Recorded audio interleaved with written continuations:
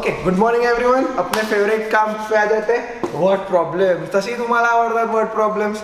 एक तो तुमको वर्ड प्रॉब्लम्स पसंद है या तो तुम उससे दूर भाग रहे हो. 11वीं में 10th में कितना भी भाग लिया तुमने, मेरे को फर्क नहीं पड़ता.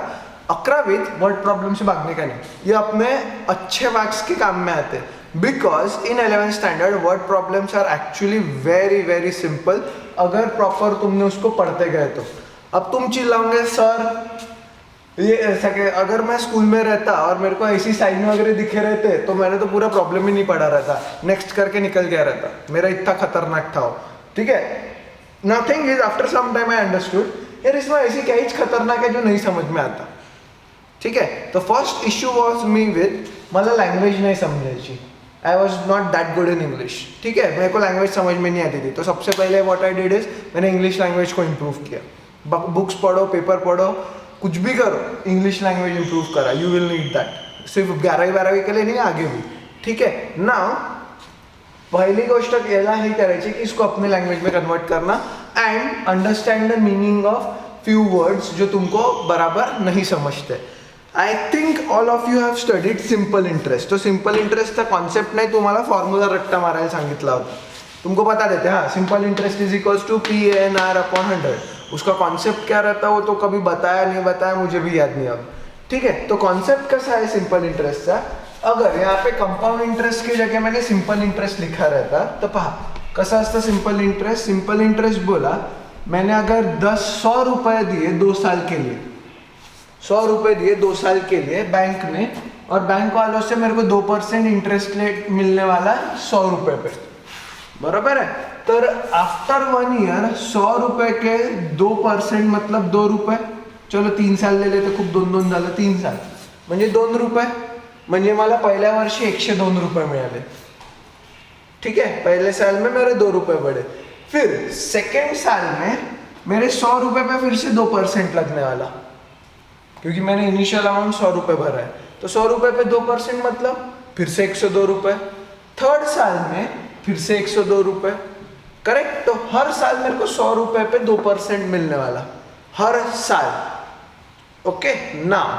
कंपाउंड इंटरेस्ट क्या म्हणतो यार, मुझे क्या चाहिए, अगर मेरे को पैसे लेने होंगे देने होंगे जो भी है उससे अभी फर्क नहीं पड़ता. कंपाउंड इंटरेस्ट क्या बोल रहा है, यही 100 रुपये मैंने 2% के रेट से 3 साल के लिए रखे. दर पहले साल में मेरे को 100 रुपये के 2% मतलब 2 रुपये मिलेंगे तो 102 हो गए. अब मुझे सेकेंड साल में 100 रुपये का 2% नहीं मिलेगा, मुझे 102 रुपये का 100% मिलेगा, 2% मिलेगा. फरक समझा सिंपल इंटरेस्ट आणि कंपाउंड इंटरेस्ट मध्ये. इथे काय आहे, मला प्रत्येक वेळेस 100 रुपयाचेच 2% मिळत होते. इधर हर साल में नई प्रिंसिपल वैल्यू क्रिएट होने वाली है. मीन्स अगर मेरा 100 रुपये का 102 हो गया तो 102 का 2% मेरे को नेक्स्ट साल में बढ़ के मिलेंगे, मतलब पैसे ज़्यादा हो गए. थर्ड ईयर में फिर से 102 के 2% पे और 2% लगेंगे, मतलब मेरे हर साल बढ़ने वाले. मेरी प्रिंसिपल अमाउंट हमेशा 100 जो रहती थी वो बढ़ते जाने वाली. तो मेरे इंटरेस्ट के पैसे भी बढ़ते जाने वाले क्योंकि मेरी अमाउंट इनिशियल बढ़ते जा रही. लॉजिकली क्लियर है थोड़ा थोड़ा. ओके ना. तुम चिल्लाओगे सर ये इधर अपना चैप्टर क्या शुरू हुआ, पढ़ा क्या रहा है, ये कौन से चैप्टर का चल रहा है. नाही, ये जो कंपाउंड इंटरेस्ट वाले फॉर्म्युले है ना हे GP वाले असतात. ठीक है, कारण की ते रिपीटेटिव फॉर्म मध्ये येतात. उनका रेशो सेम ही रहता है, उनका रेशो हमेशा ही सेम रहना है हमेशा. अब तुमको कंपाउंड इंटरेस्ट का फॉर्मूला भी बता देता हूँ सो दैट तुम एंड में उसको ध्यान में रखोगे. सो कंपाउंड इंटरेस्ट मध्ये अमाउंट इज इक्वल्स टू, लिखते जाना है फॉर्मूला, A फॉर अमाउंट. जो CA साइड जाने वाले उनके लिए बहुत इंपॉर्टेंट फॉर्मूला है, एन्युइटी वगैरह साइडला. ओके, एन्युइटी ड्यू, एन्युइटी ये. सो एन्युइटीचा हाच फॉर्मूला है फर्स्ट ऑफ ऑल, पर अभी के लिए तुम उसको सिर्फ कंपाउंड इंटरेस्ट ध्यान में रखो. This is for CA foundation जो भी जाने वाला वो. Amount is equals to principal into 1 plus rate of interest upon 100 to the power n. ये n मतलब नंबर ऑफ ईयर्स है तुम्हारे basically. Okay, this is the formula for compound interest. ये किसका फॉर्मूला रहता है, कंपाउंड इंटरेस्ट. और ये जो दिखाया है ना तुमको 1 plus r to the power 1 plus r upon 100 to the power n, this is your GP. हा रेशो फिक्स्ड रहता. यहाँ पे परसेंट क्या है 8, तो 8/100 होणार आहे इथे, बराबर आहे. सो 1 + 8/100 हर बार आने वाला है, हर बार. आता जी मैं सांगितलं कंपाउंड इंटरेस्ट में जो मैंने बताया, ठीक है. आज के ये प्रॉब्लम में काफी बड़बड़ करने वाला हूं मैं. सो ये प्रॉब्लम में जो मैंने बताया की कंपाउंड इंटरेस्ट प्रत्येक वेळेस नवीन याच्यावर लागतो. मीन्स ये प्रिंसिपल अमाउंट पहले 100 थी, फिर 102 होगी, फिर 102 का 2% होगी, और वो हमेशा चेंज होते रहने वाली कंपाउंड इंटरेस्ट मध्ये. तर त्याच्यासोबत हा जो रेशो है ये हमेशा लग के आने वाला, ठीक है. वो रेशो से मल्टीप्लाई होने वाला. तो अगर ये रेशो हर बार है, इसका मतलब वो जीपी में, क्योंकि ये तो कॉमन रेशो हो गया सबके लिए, राइट. थोड़ा थोड़ा, ठीक है, थोड़ा थोड़ा समझ में आ रहा है ना. 1 + r/100. तो प्रिंसिपल क्या है अपना 8000. अब ध्यान दो, अमाउंट निकालना है भाई अपने को इसके लिए. तो पहले साल के लिए टोटल 10 साल है उसके, पहले साल के लिए उसको लग रहा 8000 × 1 + 8/100. n मतलब पहला साल है, इसलिए यहाँ पे 1 लिखूंगा मैं. करेक्ट है लॉजिक. अब 8000 × क्या आएगा यहाँ पे क्या आने वाला तुम्हारा 100 + 8/100. म्हणजे इथे कसं येणार आहे 108/100. ये हुआ पहला साल, यह पहले साल का अमाउंट. दूसरे साल में यहाँ पे क्या आएगा, मैं बुक के मेथड से पूरा हट गया, ठीक है. बुक की मेथड बहुत अलग है, but I will stick to some basic points of it. But अपन दिमाग लगा के ये इस पे काम करेंगे, okay. 8000 × 108/100. This ratio will be fixed, this ratio will be fixed. अब सेम इसमें यही फॉर्मूला यूज कर रहा हूं मैं. ये फिक्स्ड कैसे रहेगा वो भी बता देता हूं. यहाँ पे n मतलब दूसरा साल ले रहा हूं मैं, तो n इथे काय येणार आहे तुमचा सेकंड, म्हणजे 2. सो अमाउंट विल बी 8000 × 1 + 8/100 × 2 पहला साल. यहाँ पे क्या है दूसरा साल. सो आंसर मेरा क्या आने वाला, उसी साल के हिसाब से आने वाला. सो 8000 × 108/100 × 2. This is for second year. Easy. Third year, अब तुम दिमाग लगा सकते हो भाई. थर्ड ईयर के लिए क्या रहेगा, amount for third year will be 8000 directly, तो अभी 108/100 × 3. बराबर. तो लॉजिक तो सही है. अब हे झाले first year, second year, third year. मुझे उसने कितने साल के लिए रखा है वो इंटरेस्टेड है. ये तो मैं तुमको कॉन्सेप्ट पढ़ा रहा था, ठीक है. मला काय इंटरेस्ट है टोटल, उसने श्रद्धा ने भाई 10 साल के लिए रखे पैसे.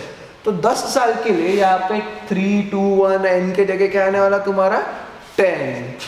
तो यहाँ पे अमाउंट के हिसाब से 8000 × 108/100 × 10 आ गया. ऐसे हर साल के लिए जाएगा. देखो 1, 2, 3, 4, 5, 6, 7, 8, 9 और 10.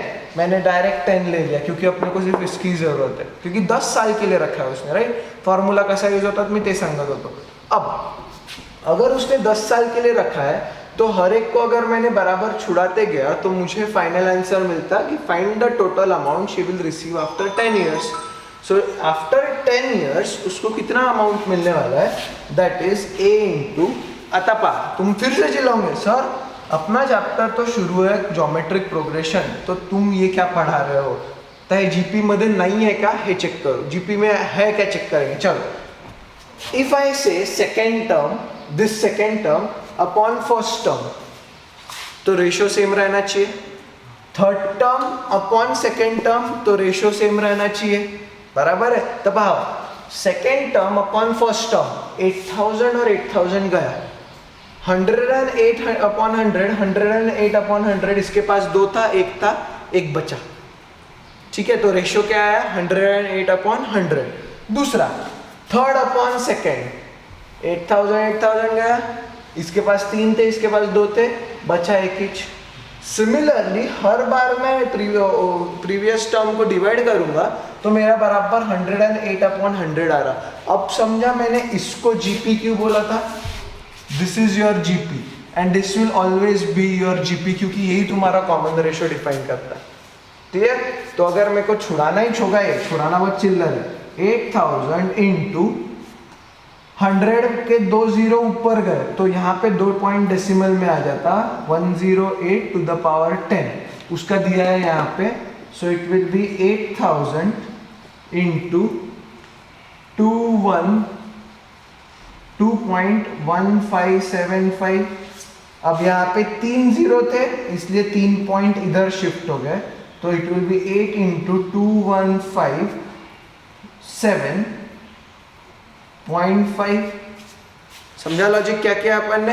यहाँ पे क्या था, यहाँ पे 3 जीरो इधर थे, यहाँ पे 2 जीरो डिनोमिनेटर में थे इसलिए ऊपर लेके जाके पॉइंट इधर आ गया। ठीक है, यहाँ पे 3 जीरो मल्टीप्लीकेशन में थे इसलिए ये पॉइंट जो है वो 3 से शिफ्ट हो गया। ये तुमको दिया है गिवन में ये।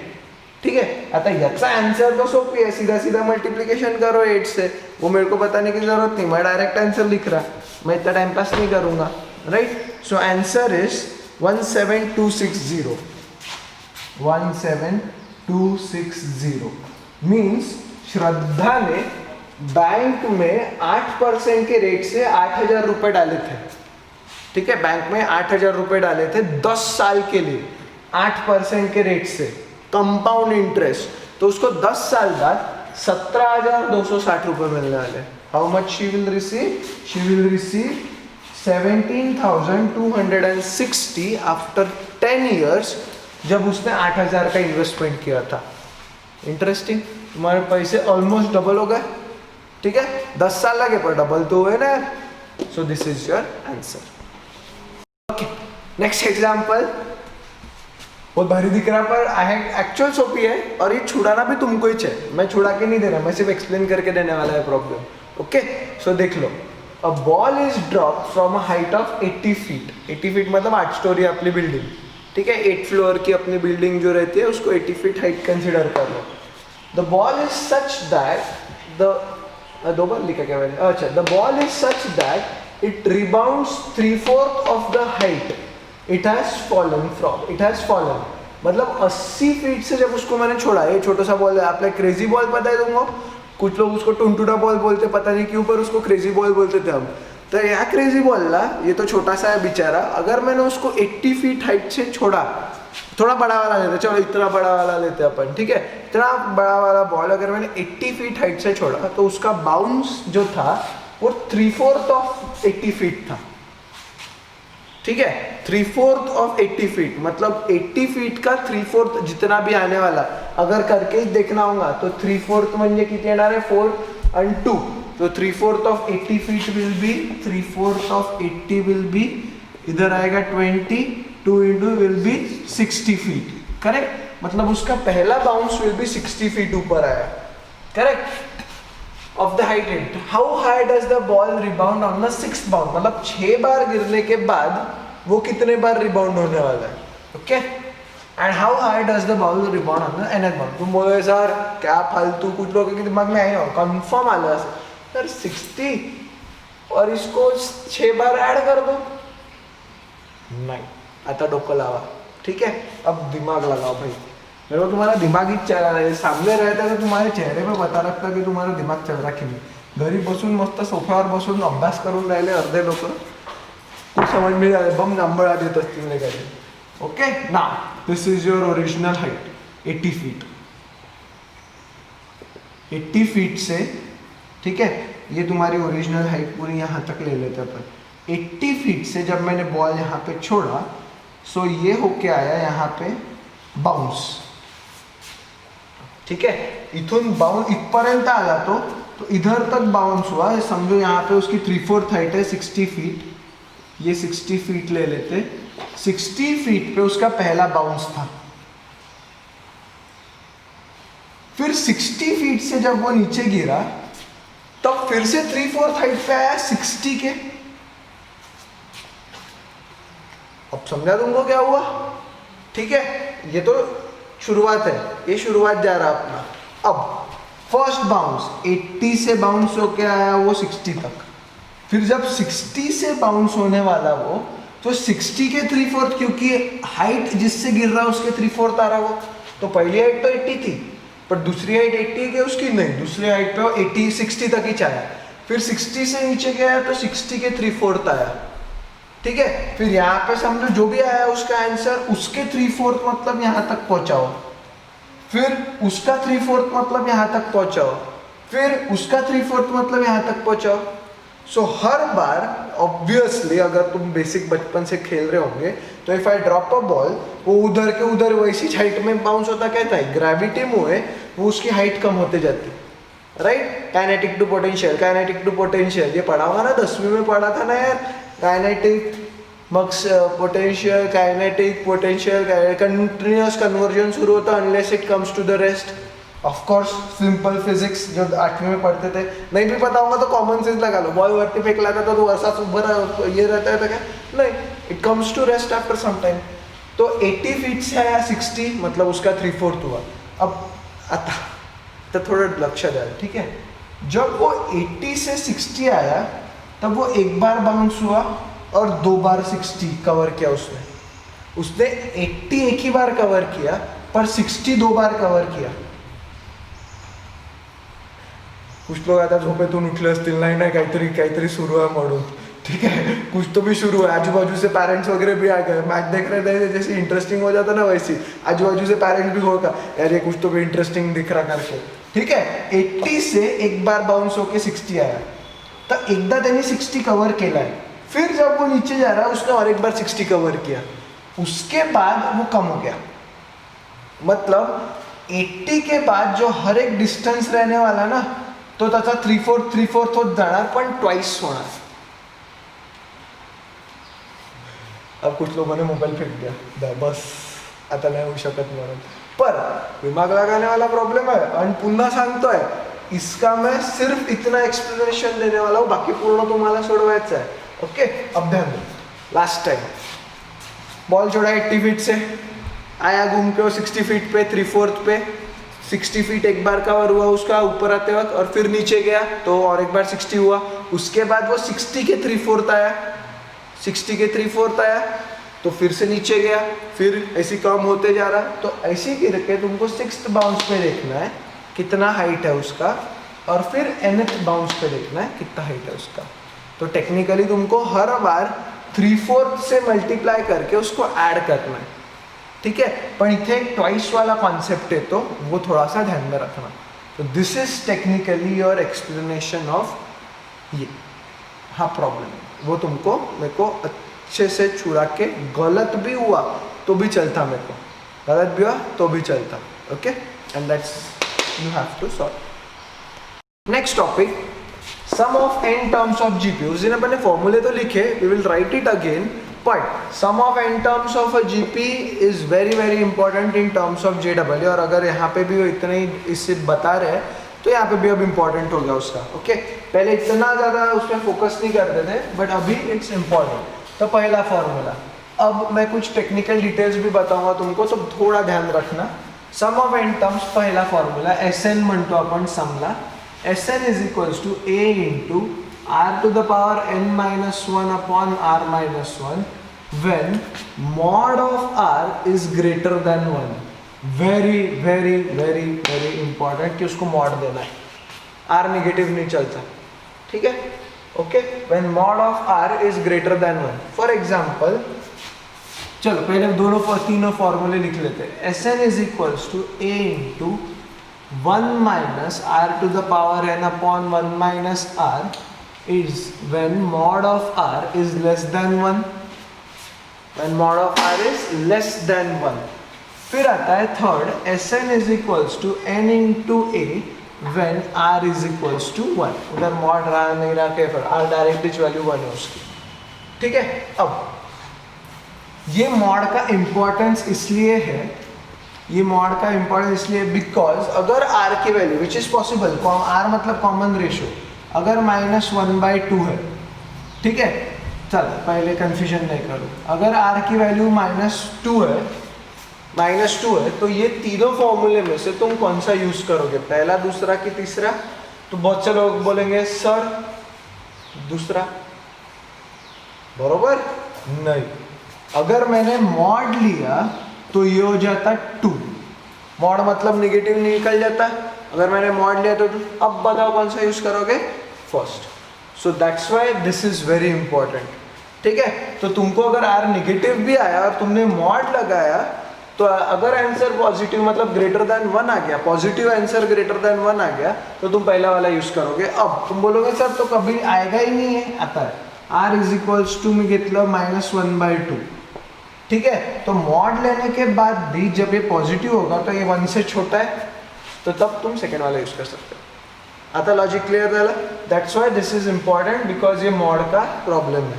आता इसका तो बहुत चिल्लर है, मैं याचा एक्सप्लेनेशन तुम्हाला नंतर देईन। These are the 3 types of फॉर्मूले जो तुम यूज करते हो। और एक तुमने रट्टा मारा था 10वीं में, कैसी पास हुए रट्टा मार के तुम, तो होता Tn is equals to Sn minus Sn minus 1। ये एपी में भी यूज होता है और जीपी में भी यूज होने वाला है, ठीक है। Tn is equals to Sn minus Sn minus 1। Example, एकदम पहला चिल्लर वाला एग्जाम्पल, क्वेश्चन लिखते जाओ। क्वेश्चन दिया है if a is equals to 1, r is equals to 2, find Sn for the GP. For the GP just to understand कि कौन सा फॉर्मूला क्या वापरायचा है वो। अब r इज इक्वल्स टू 2 है, उसको अगर मैंने मॉड लगाया तो भी 2 ही रहने वाला। मॉड पॉझिटिव्हचं मॉड पॉझिटिव्हच राहणार है, तो कौन सा फॉर्मूला यूज करना है, पहला दूसरा का तीसरा, first one, because r greater than 1 है। तो पहले फॉर्मूले में a पता है, r पता है, तुमको Sn निकालना है, म्हणजे n नहीं माहिती बेसिकली। सो छुड़ाते जाओ, कुछ नहीं करना है उसको। Sn इज इक्वल्स टू, बस तुमको ये डिसाइड करना है कि ये पहला वाला है कि कौन सा वाला है, ओके। बाकी कुछ भी डिसाइड नहीं करना। तो first one a into r to the power n minus 1 upon r minus 1, putting up the values. तो a की वैल्यू है 1 into 2 to the power n minus 1 upon 2 minus 1। So 2 minus 1 will be also 1, correct. तो answer क्या आला, 2 to the power n minus 1, that is your Sn का answer. एकदम easy, काहीच विचार नाही करायचा, सीधा सीधा फॉर्मूला है। Second question 2, for GP 0.02, 0.04, 0.08, 0.016 dash dash dash, find Sn, find Sn, ठीक है, ओके। फाइंड Sn, तो पहले तो a और r निकालना सबसे पहले।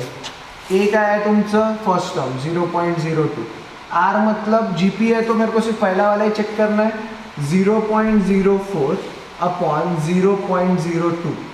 अब जिनका 10वीं तक का वीक है उनके लिए, बाकी लोग आगे जा सकते हैं, मेरे को कोई प्रॉब्लम नहीं। जिनका 10वीं तक का वीक है, अगर मैंने 2 पॉइंट इधर शिफ्ट किए राइट साइड में, अगर मैंने 2 पॉइंट इधर शिफ्ट किए तो ये हो जाता है 4, ठीक है। 4.0 विल बी 4। अब इसके पास 2 पॉइंट ऐसे अपन हवे में तो शिफ्ट नहीं कर सकते, कुछ ना कुछ तो लिखना पड़ेगा। तो अगर मैंने राइट हैंड साइड पे शिफ्ट किए तो आ रहा है 10 to the power minus 2, right hand side shift के लिए, ओके। क्योंकि अगर इसको मैंने अपॉन 10 किया, अपॉन 10 टू द पावर 2 किया, मतलब अपॉन 100 किया, तो बराबर 2 पॉइंट इधर शिफ्ट होते। सिमिलरली डिनोमिनेटर में भी अगर मैंने राइट हैंड साइड पे सरका है तो ये 10 टू द पावर माइनस 2 हो गया, ये और ये अड़ गया। ये तुम टेक्निक फिजिक्स में सीखने वाले हो और ये 10वीं में काम में आने वाली है। 10वीं में तो अब तुम पास हो गया, इसे मैं होप कर रहा हूँ। बट सिंस जिनका वीक है, अब ये कैंसिल हो गए, 2 2, so answer will be 2। Answer क्या हो गया तुम्हारा 2। तो आर क्या हो गया तुम्हारा 2। तो कौन सा यूज करना है, इवन इफ मैंने मॉड भी ले लिया तो कोई फर्क नहीं पड़ता। सो आर विल बी 2, देयरफॉर पहले कौन सा यूज करना है मैं, फर्स्ट वाला। अब यहाँ पे आएगा Sn is equals to a into r to the power n minus 1 upon r minus 1। So 0.02 into 2 to the power n minus 1 upon 2 minus 1, क्योंकि r 2 है। सो बाकी क्या आएगा 0.02 into 2 to the power n minus 1। अगर आप चाहो तो उसको मल्टीप्लाई वगैरह कर सकते हो, इतना भी रहने दिया तो भी चलेगा। बुक में देख लेते क्या किया है उन्होंने। बुक में मल्टीप्लाई किया है नहीं किया है पता नहीं, बुक में नहीं किया है मल्टीप्लाई। ओके, बुक में मल्टीप्लाई नहीं किया है तो अपन उसको ऐसे ही छोड़ेंगे। This are your answers.